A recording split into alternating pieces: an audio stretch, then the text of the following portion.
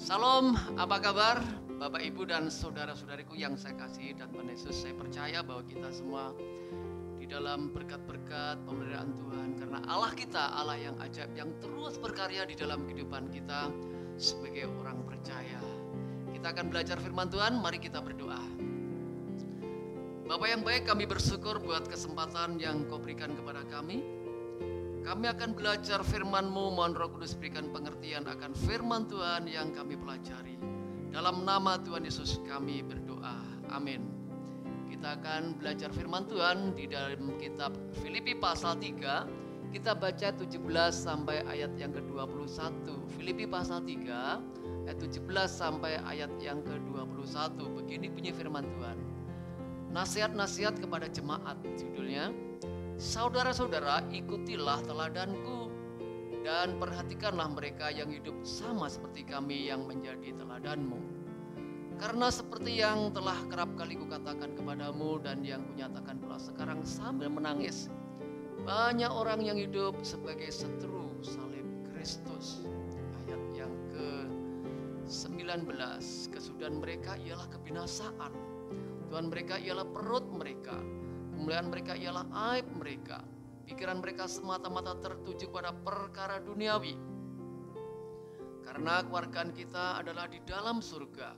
Dan dari situ juga kita menantikan Tuhan Yesus Kristus sebagai juru selamat yang akan mengubah tubuh kita yang hina ini sehingga serupa dengan tubuhnya yang mulia, menurut kuasanya yang dapat menaklukkan segala sesuatu kepada dirinya. Hari ini kita akan belajar tema firman Tuhan, antisipasi kemalasan rohani. Kalau kita bepergian di rumah sakit atau mungkin di tempat-tempat tertentu ya kita mungkin pernah membaca sebuah perkataan atau ungkapan yang berkata demikian. Lebih baik mencegah daripada mengobati. Dalam dunia medis seperti itu ya. Jadi sebelum terjadi hal-hal yang lebih buruk lagi ya, khususnya kita parah, sakit kita parah ya, atau kita menderita sakit, lebih baik kita menjaga diri supaya apa?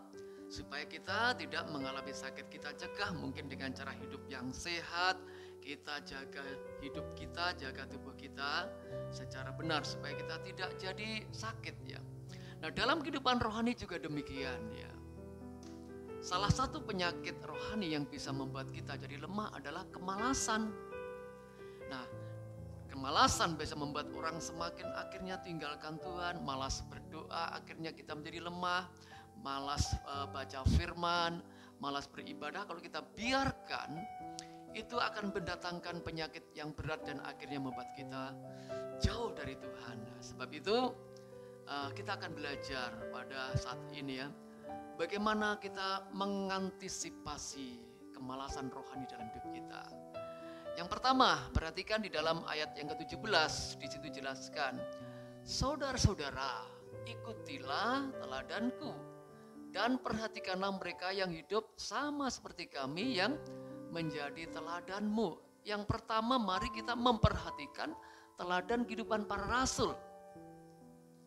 Siapa para rasul? Para rasul adalah orang-orang yang dipanggil Tuhan untuk ya yang pertama tentu diselamatkan, dan yang kedua mereka ada orang-orang yang untuk melayani pekerjaan Tuhan bersama Tuhan, mereka melayani Tuhan. Mereka adalah orang-orang ya yang biasa, orang biasa yang dipanggil Tuhan dengan latar belakang yang bermacam-macam, bahkan ada yang mereka jahat hidupnya seperti Paulus sendiri. Ada juga mereka berlatar belakang yang hidupnya ya mungkin bebas ya. Mereka dipanggil Tuhan untuk menjadi ya alat Tuhan, menjadi mitra Tuhan di dalam menjalankan pekerjaan Tuhan ya. Nah, mereka mengabdikan hidupnya pada Tuhan ya. Mari kita belajar meneladani kehidupan mereka. Walaupun mereka mengalami tekanan-tekanan karena iman, tekanan-tekanan karena pelayanan, tapi mereka tetap berkomitmen untuk ikut Tuhan. Paulus dalam nas yang kita baca ini ketika dia berkata, di dalam bagian ini atau kepada orang Kristen di Filipi, dia sebetulnya kondisinya sedang tidak nyaman, dia sedang dipenjarakan. Ya kita tahu ya, kalau kehidupan di penjara ya tentunya tidak bebas, terbatas dalam segala sesuatu ya. Ya, tapi dia di dalam penderitaan di penjara, dalam keterbatasan ya. Kalau Bapak Ibu baca banyak baik-baik kitab Filipi, ada banyak dia berkata bersukacitalah senantiasa. Aku bersukacita. Sehingga tema kitab Filipi adalah bersukacita. Padahal kondisi Paulus ya sedang menderita di dalam penjara ya. Kenapa demikian? Karena dia sadar dia sedang melayani Allah yang hidup. Dia sedang melayani Raja segala raja ya. Dan mari kita teladani kehidupan orang-orang seperti ini ya.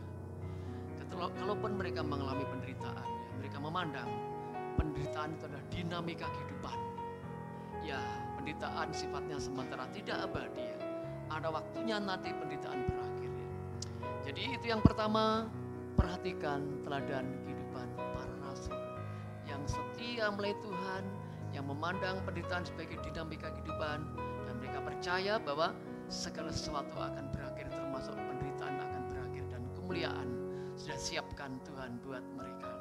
Yang kedua, perhatikan di dalam ayat yang ke-18 dan ayat 19. Di situ dikatakan, karena seperti yang telah kerap kali kukatakan kepadamu, dan yang kunyatakan pula sekarang sambil menangis, banyak orang yang hidup sebagai seteru salib Kristus. Kesudahan mereka ialah kebinasaan, dan seterusnya. Yang kedua, mari kita mewaspadai para penolak kebenaran. Paulus ketika dia berkata dalam ayat ini, dia sedang berkata kepada orang-orang Kristen di Filipi. Ya. Dia melihat orang-orang Kristen Filipi yang sudah percaya Yesus, ya karena pengaruh kehidupan, karena ya keinginan-keinginan duniawi, karena hal yang sementara, mereka akhirnya tinggalkan Tuhan. Kalau Bapak Ibu baca bahasa Indonesia sehari-hari di dalam ayat 18 ini berkata demikian. Ada banyak orang menamakan diri orang Kristen tapi memusuhi salib Kristus, itu dalam bahasa Indonesia sehari-hari ya. Jadi maksudnya orang-orang ini adalah orang-orang yang memang orang Kristen tapi hidupnya tidak seperti yang Tuhan kehendaki. Bahkan hidupnya lebih banyak ya dikatakan Tuhan mereka, perut mereka, pikiran-pikiran mereka adalah pikiran-pikiran yang semata-mata hanya hal duniawi, tidak ada nilai-nilai kekristenan dalam hidupnya. Sebetulnya mereka adalah orang-orang yang menolak kebenaran. Mari kita mewaspadai mereka. Dan jangan ikuti cara kehidupan orang-orang seperti ini Bapak Ibu Saudara ya. Ya, satu kali ada sebuah wawancara di sebuah televisi swasta ya. Nah, ya yang diwawancari adalah pasangan ya sejenis ya. Pasangan sejenis yang sudah dinikahkan secara resmi di sebuah negara di Eropa ya. Kebetulan yang ya, pasangan ini, laki-laki ini menikah sejenis dengan orang Eropa seperti itu ya.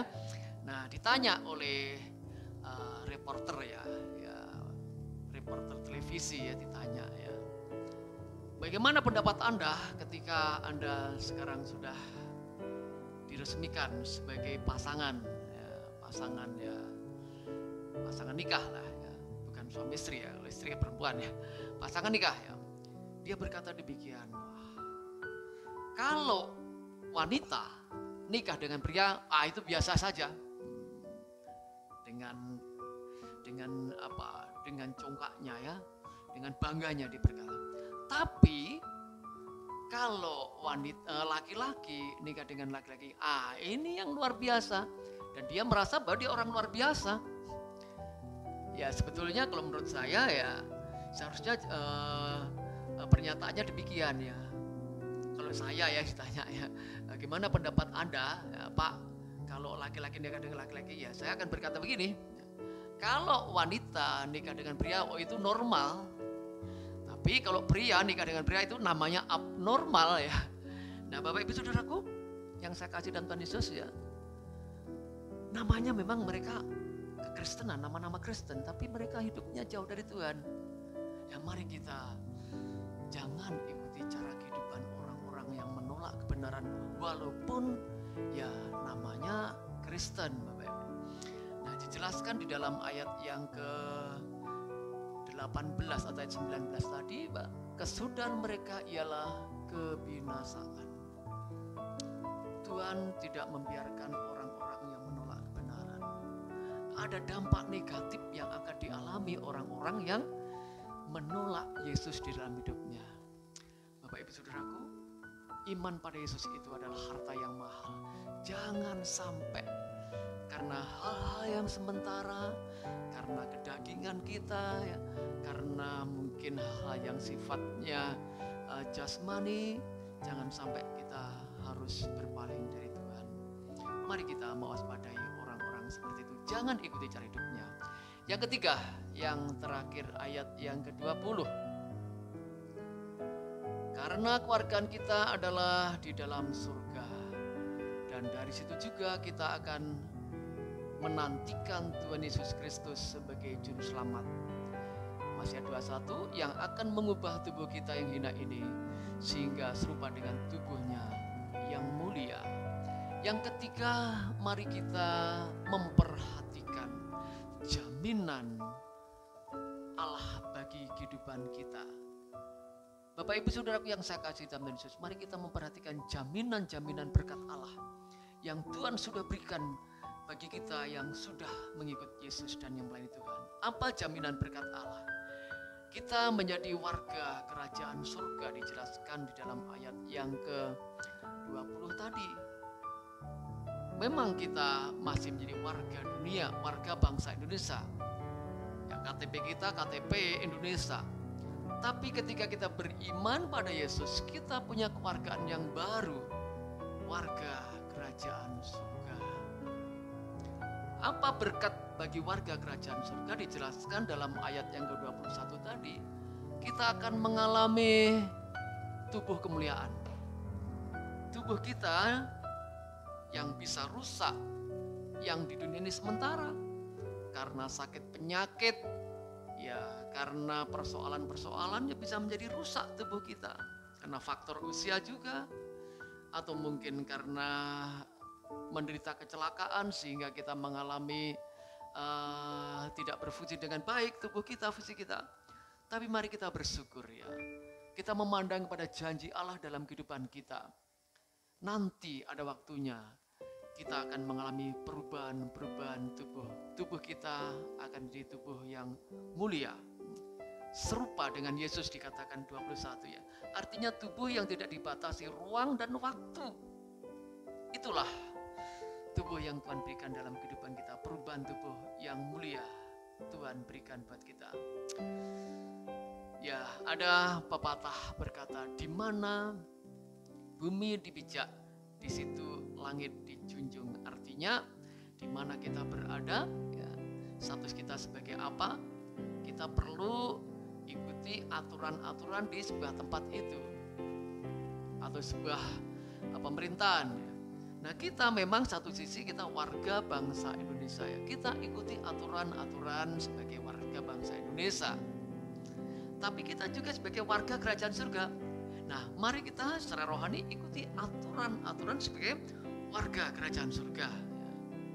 Bagaimana ikuti aturan warga kerajaan surga? Ikuti ketetapan firman Tuhan. Selagi hidup kita melayani Tuhan, kita abdikan hidup kita buat kemuliaan Tuhan ya. Dan kita akan menerima jaminan sebagai warga kerajaan surga. Jadi itu yang ketiga. Supaya kita mengantisipasi penyakit kemalasan, mari kita belajar melihat ya, jaminan Allah yang Tuhan berikan dalam kehidupan kita. Jadi ada 3 nasihat ya, untuk kita mengantisipasi kemalasan rohani yang bisa berdampak buruk bagi hidup kita. Yang pertama, perhatikan cara kehidupan para rasul. Ikuti teladan hidup mereka. Walaupun walaupun mereka menderita, mereka tidak jadi lemah. Mereka setia terhadap panggilan mereka sebagai orang percaya. Dan yang kedua, waspadai orang-orang yang menolak kebenarannya. Sudah terima anugerah Tuhan, menerima kebaikan Tuhan, tapi hidupnya jauh dari Tuhan. Jangan ikuti cara hidup mereka. Dan mari kita memandang jaminan-jaminan berkat yang Tuhan berikan kepada kita. Kiranya Tuhan memberkati. Mari kita berdoa. Bapa, terima kasih buat firman-Mu. Tanamkan firman Tuhan dalam kehidupan kami. Jangan biarkan kami jatuh dalam kemalasan secara rohani yang bisa berdampak buruk dalam kehidupan kami. Tolong Tuhan kami antisipasi secara benar. Terima kasih buat firman-Mu. Dalam nama Yesus kami bersyukur, kami berdoa. Amin. Salam, Tuhan memberkati kita. Amin.